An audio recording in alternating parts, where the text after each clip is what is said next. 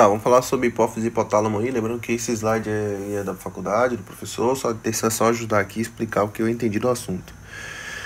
O que a gente tem que entender a princípio a gente vai falar sobre duas coisas. Uma coisa é o hipotálamo, outra coisa é a hipófise. O hipotálamo vai receber informações do corpo, né? O termostato aí do corpo, certo? Ele vai receber informação de como é que tá a situação e mediante isso ele vai secretar hormônios para a hipófise, para a parte anterior ou para a posterior exterior, e vai estimular a liberação aí de outros hormônios que vão estimular aí sim a parte final aqui, né? Ovário, músculo, glândula suprarrenal, osso, mama, enfim, útero, tireoide, testículo, todos esses daqui, né? Aqui é bem legal essa imagem, ela dá a visão geral aí do processo. E aqui tudo que é liberado pelo hipotálamo e aqui é tudo liberado aqui pela hipófise. A princípio, ele começa aqui falando na hipófise, onde eu vou ter uma parte, aqui essa foto já está invertido, né? Eu vou ter uma parte, vou até voltar aqui, ó, ficar melhor. Aqui. Uma parte aqui anterior, que é a adeno, né? Anterior adeno, e neurohipófise é a parte posterior. A neurohipófise, ela vai secretar ADH, ou também chamado de vasopressina, né? Que vai atuar lá no rim, né? Fechando os canais de aquaporina, lembra? Segurando essa água mediante uma situação de pressão baixa, pouco volume sanguíneo, né? Já a ocitocina, ela vai atuar tanto na parte de contração da mama aí para amamentação e na contração uterina aí para o parto também, certo? Lembrando que esses dois aqui, ó, ADH e ocitocina, eles são apenas armazenados aqui, ó, certo? Eles não são gerados aqui, são gerados aqui na hipófise, certo? Mas aqui eles armazenam, certo? São sintetizados no hipotálamo, armazenam aqui e aí sim liberam mediante a estímulo, certo?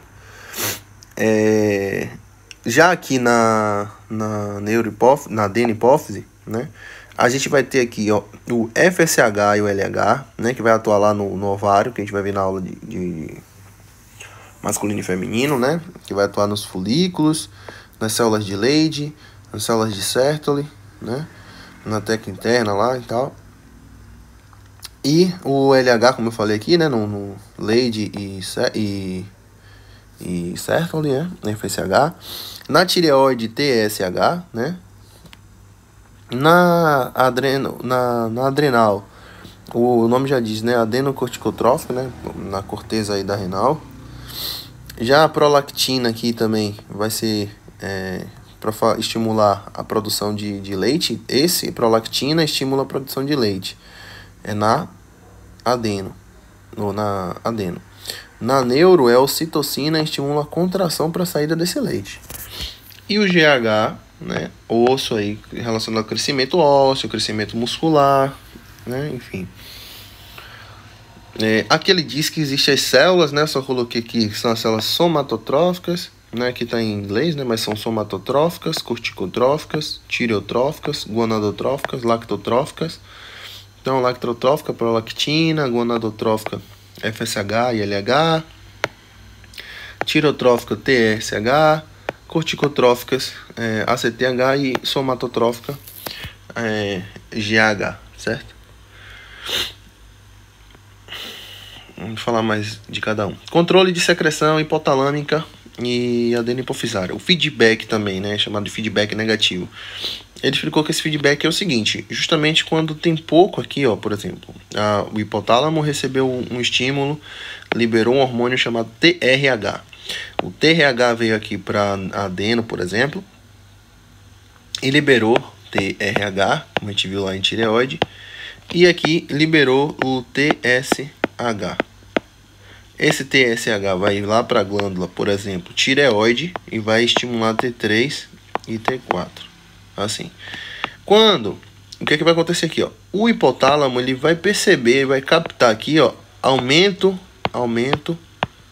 de T3 e T4. Quando esse aumento é muito grande, o que ele faz? Opa, para de produzir aí T3 e T4, não manda para aqui, e aí a glândula também não produz mais T3 e T4. Então essa retroalimentação negativa é justamente isso, esse feedback negativo aí.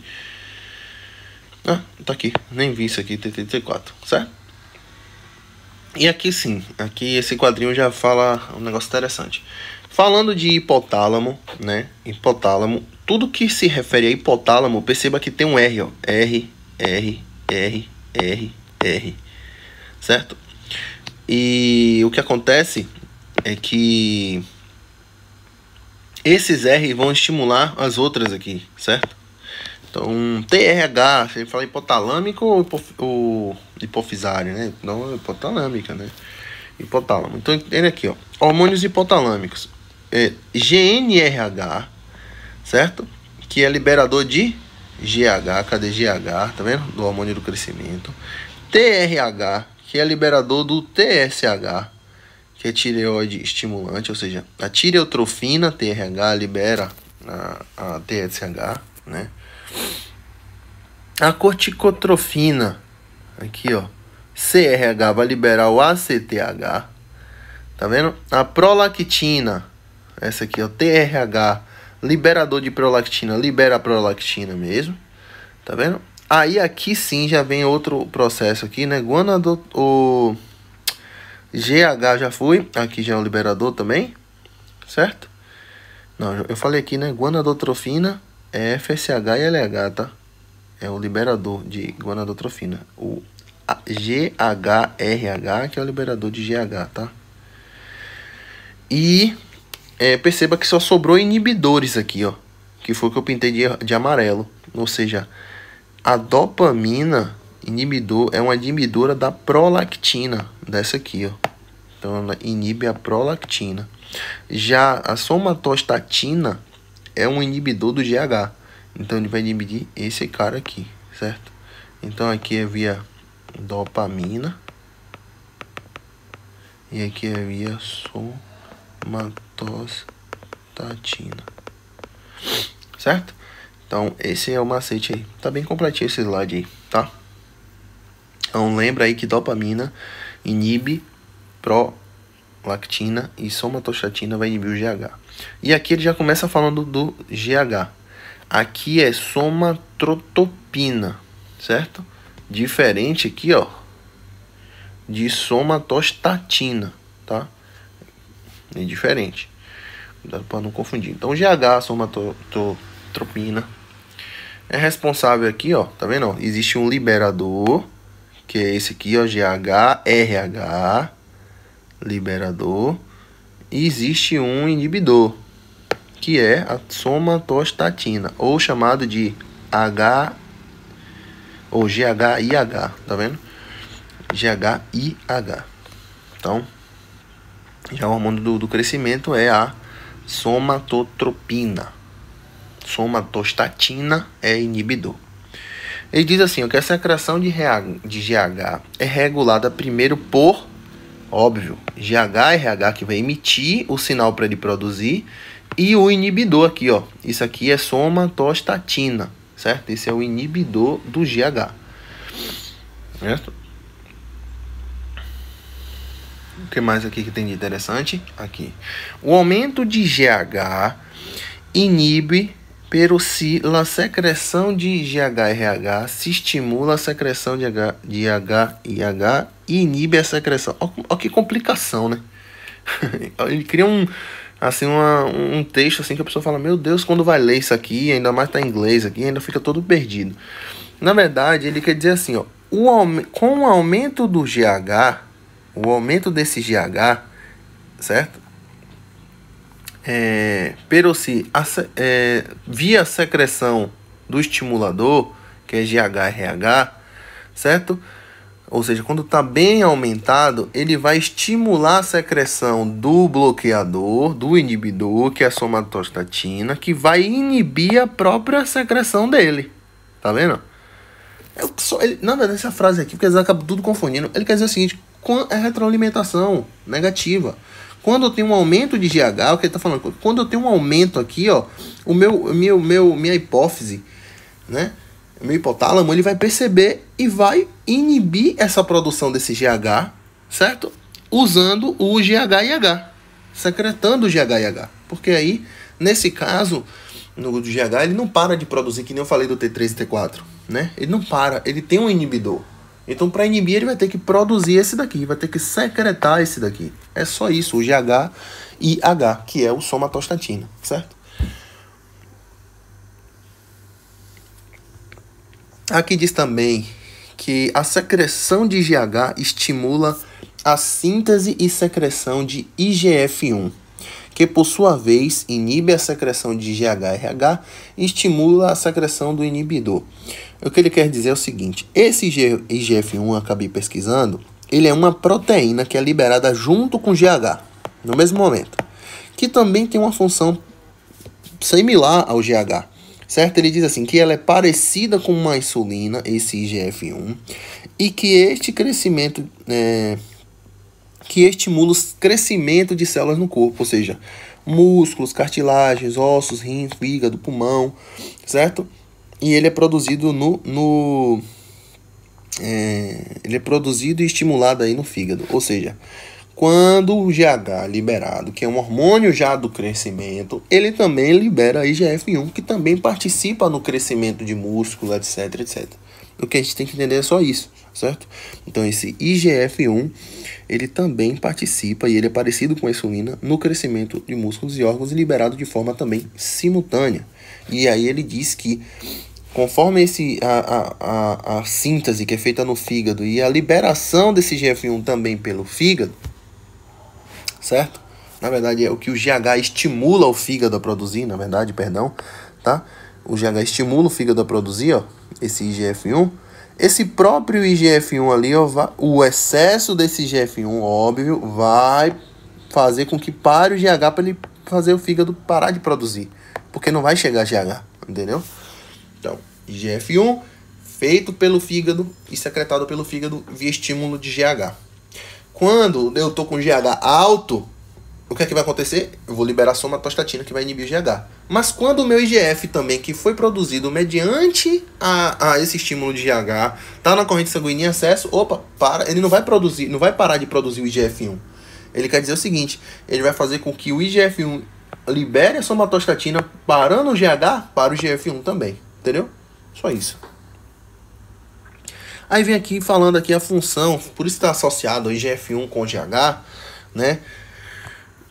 Acaba aí causando aí, ele diz ali, mais lipólise, né? E acaba diminuindo os adipositos aí e diminuindo a glicose, ou seja, há um consumo aí dessa lipólise, né? Há pouco consumo de glicose ali, ele fala, ele está se referindo a essa glicose aqui no adiposito, certo? No adiposito. Mas o que eu entendi aqui é porque ficou meio confuso, porque às vezes tem que ver o que o quadro quer dizer. Eu entendo que o processo disso o que a gente precisa entender é que o processo disso vai aumentar a síntese de proteína, certo? Porque depende para um crescimento. Perceba que todas as sínteses de proteína estão altas aqui, certo? Aumentar a síntese de proteína vai aumentar a lipólise, certo? Vai diminuir teoricamente a glucose no sangue aí, certo? Vai eliminar essa glucólise. Vai aumentar aí a parte de colágeno e aumento de células, no número de células também, certo? Então vai estimular esse crescimento aí justamente por conta disso. Eu creio que a redução de glicose, porque ele diz ali, se eu diminuo os adipositos, aumentando a quebra dessa lipólise, eu também pego essa glucólise e uso ela para poder aumentar essa síntese de proteína, certo? Óbvio que se eu estou usando a gordura, eu estou gastando também com a reserva, entre aspas, e a disponibilidade que é a glicose, entendeu? No músculo também. Tá vendo? Mais aminoácido, mais proteína, então aumenta a síntese proteica, certo? Aqui diz assim, ó, em caso de sono, em caso de frio, jejum, estresse, glicemia baixa, tudo isso estimula o hipotálamo a produzir GH, certo? E esse GH tem o GH direto aqui, direto e indireto. Isso aqui é interessante. O indireto, ele é ele é a somatomedina. Essa somatomedina é a IGF-1. Ou seja, ele vai para o fígado, ele diz também que o rim, pulmão, o coração também tem isso, né? dessa capacidade. E essa somatomedina IGF-1 também tem a capacidade de aumentar, tá vendo? Crescimento ósseo, muscular, né? Síntese de proteína. Além disso também, ó, de aumentar a produção de T3 e T4 para produção de calor. Tá vendo? Aqui, ó, em caso de frio. Então, a somatomedinas, que é o IGF-1, certo? Ela ainda diz assim, ó, IGF-1 é somatomedina C, ainda até anotei aqui.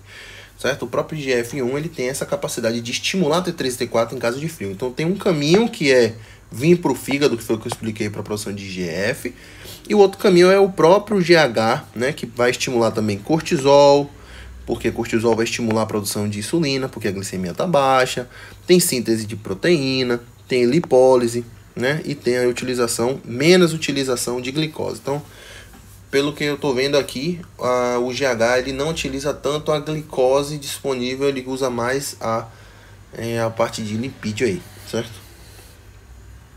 Lipólise, pouca glucose e utilização de pouca glucose e aumento aí da lipólise. Até foi por isso que eu falei com o professor que pessoas do fisiculturismo usam GH justamente para diminuir o nível de gordura corpórea e não para ficar forte assim, entendeu? Foi das coisas que eu comentei lá. Aqui só tá repetindo de novo, frio extremo, né? Liberação de GH e somatomedina, que é o IGF-1 no fígado, certo? Aqui eu anotei o pico de GH ao longo da vida, o maior pico, eu só anotei isso aqui para te ver que é durante a puberdade, pode ser que ele pergunte isso, certo? E a medida só vai subindo, depois ele vai decaindo o GH. Eu coloquei isso aqui só a nível de tópicos principais, que é a somatotropina, que é o GH, o hormônio do aquecimento, está relacionado à parte anabólica também, né? Está relacionado também com a ação sobre o metabolismo de carboidrato, ou seja, ele aumenta a captação e a utilização de glucose. Olha como ele contradiz aqui, tá vendo? Aminoácidos durante a comida, ou seja, aumenta e utiliza a glucose, mas é pouco, pelo que ele falou lá, mas utiliza, certo? Também está relacionado à ação lipolítica que a gente viu, né? Só repete aqui, ó, estimula o crescimento de órgãos. Isso aí só repete a função, né? Que a gente falou lá, certo? E aqui tem um quadrinho que é um pouco confuso, assim, mas basicamente o que ele se referiu é que assim, ó, a glucosa plasmática livre, ele diz que aumenta aqui, tá vendo? Já a muscular e do tecido adiposo, ele diminui a captação. Eu só coloquei isso como observação, certo? Mas o que a gente tem que entender é síntese de proteína, certo?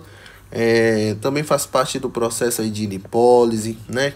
De redução dessa adiposidade, tá? Então, ali ele diz que aqui também já fala de captação de glucose e codroitin. Então, assim, fica um pouco confuso. Eu só anotei essa observação, que na parte metabólica, ele tem um aumento dessa captação de glucose, né? Glucosa plasmática. Aumenta aí, provavelmente, essa liberação, mas ele não ajuda na captação, certo? Mas, a princípio, aumenta a síntese, se ele pedir CIT em função do GH, aumenta a síntese proteica, aumenta o crescimento ósseo, ajuda na lipólise, redução dos adipositos, certo?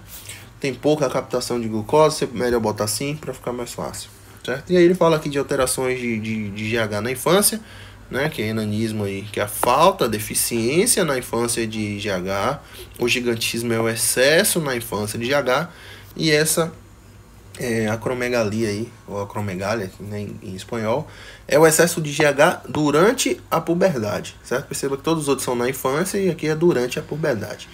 Isso aqui eu acho que não cai porque não é fisiologia, né? Eu acho que é fisiopatologia.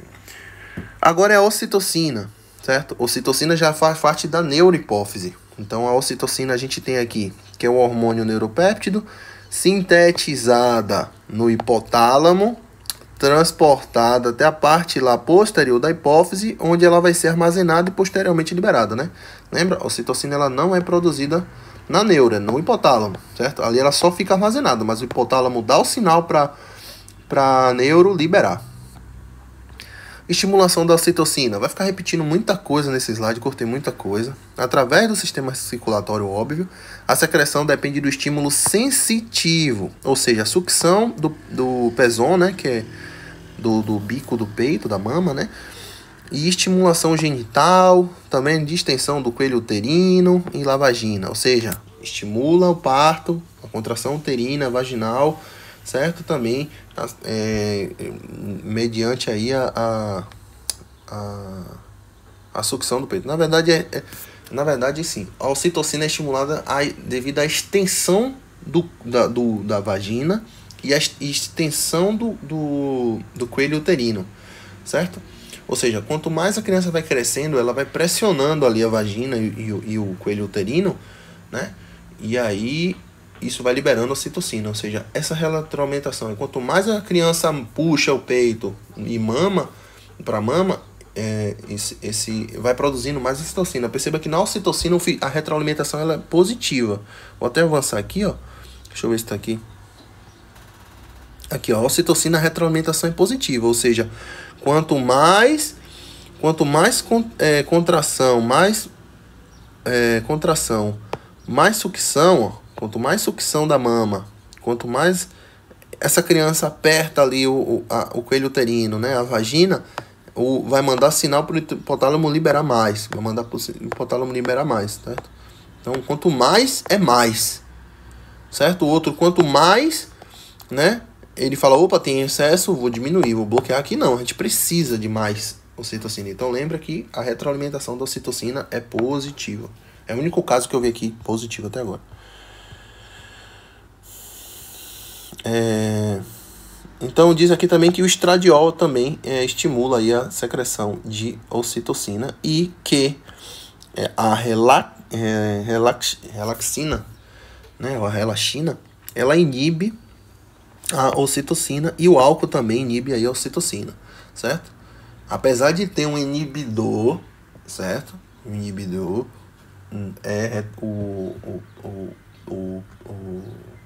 a contração uterina e da mama é retroalimentação positiva, certo? Então, o inibidor da ocitocina, relaxina, e o álcool também pode ajudar a inibição. Funções fisiológicas da ocitocina já foi aqui, ó. Estimula a contração uterina. Vou ficar repetindo tudo aqui, ó. Faz o quê? Aí diz assim que na segunda metade da gestação, ó, aumenta em 8 vezes, porque a criança está crescendo. Depois aumenta em 30 vezes. Até a etapa da gravidez, que aumenta aí consideravelmente. Então vai aumentando, vai pressionando, vai liberando mais ocitocina. Na mama também a expulsão do leite, né, estimulada aí por meio da sucção e da manipulação também, quando a mãe manipula com a mão. A produção aí de contração do miopitélio se rodeia num conjunto, olha lá, da glândula mamária, ou seja, essas glândulas mamárias aqui, em volta dela tem várias células chamadas de células mioepiteliais, que a gente aprendeu lá em histologia, e elas que vão fazer o processo de contração, são estimuladas pela ocitocina, certo? Aqui diz aqui, mecanismo de ação, estímulo da sucção da mama lá, né? Através de transmissão de sinais sensitivos, né? Então o hipotálamo vai captar isso aí e vai fazer a neurohipófise liberar a ocitocina, que vai chegar até a mama para sair. Só ficar repetindo, ó, ficar repetindo. Esse aqui, como eu falei, né? Vai liberar a ocitocina via hipotálamo, hipófise, certo? Hipotálamo, hipófise, libera a ocitocina, não questão do parto e de sucção de mama, né? Então isso vai aumentando aí, certo? Agora, vasopressina, ADH, que também fica na neuro, junto com a ocitocina, né? Esse aqui foi bem rápido. Então, essa vasopressina ou ADH, certo? Ela é hipófise posterior, armazenamento, também vai ficar ali armazenada, certo? E aí sim elas vão aí, principalmente para os tubos renais e aí para os vasos sanguíneos, certo? Vai para o cérebro também. Mas principalmente túbulo renal abrindo os canais de acoporina para segurar essa água, né? E indo para os vasos sanguíneos fazer o que? Constricção periférica. Constringir esses vasos para aumentar justamente essa pressão. Aí aqui está dizendo o seguinte, ó. Isso aqui é interessante saber, porque o ADH, os receptores V1, certo? É extrarrenal, ou seja, aqui, ó, vai causar resistência vascular periférica e vasoconstrição, ou seja, vai constringir os vasos periféricos. Já o receptor V2, ele é renal, vai absorver a água aí, lá no túbulo lá, nos túbulos coletores, certo?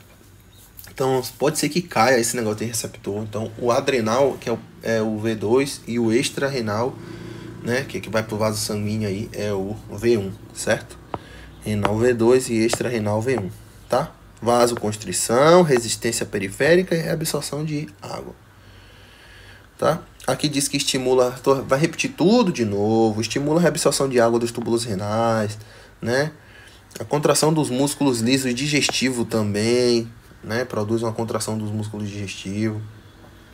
Aqui diz assim, contração de los vasos, né? O vasoconstritor também, como eu falei.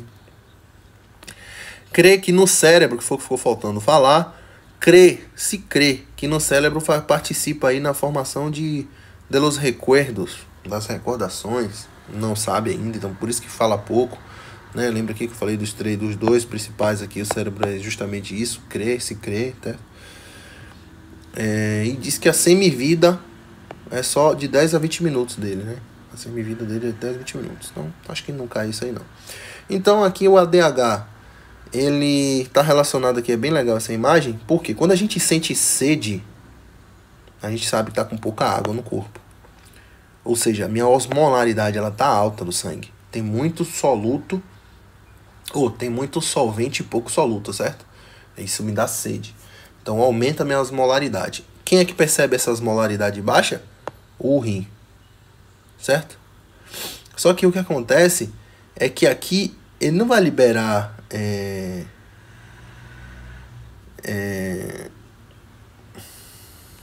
como é que eu posso dizer? O rim capta isso e vai fazer com que eu libere esse hormônio ADH, que é o hormônio antidiurético, ou seja, esse hipotálamo, né?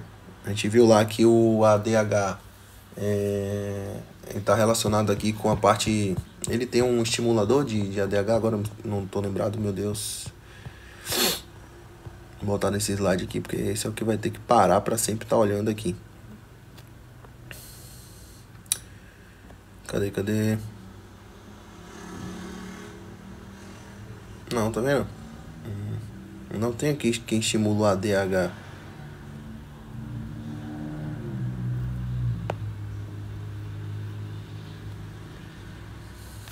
Certo? Mas a gente viu isso em fisiologia.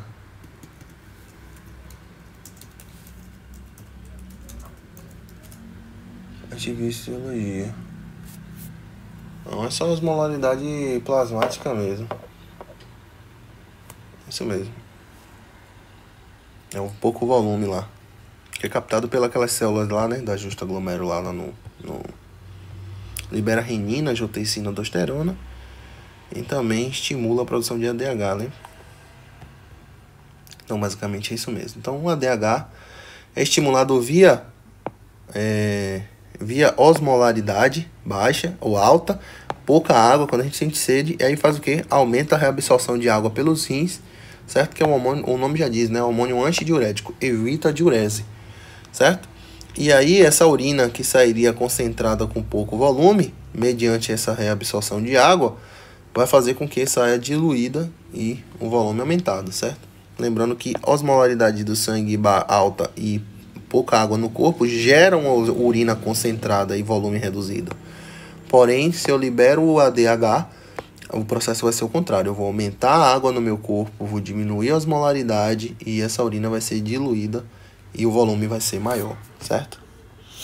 A princípio é só isso aí. Então,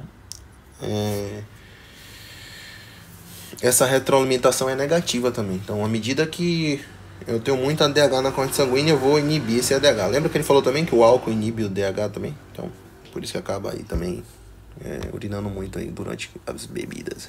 Tamo junto. Valeu.